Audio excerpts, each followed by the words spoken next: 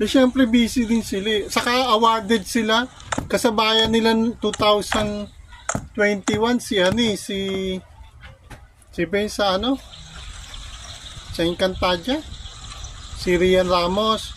Ngayon naman 2025 kasabayan nila si Katrina Liling inawardan bilang vlogger.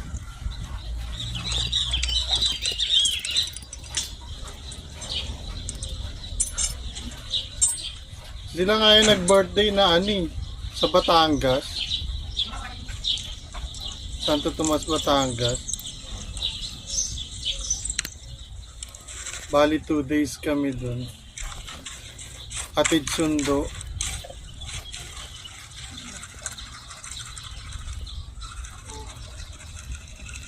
Tapos kumain pa kami sa sa Lumihan sa Batangas.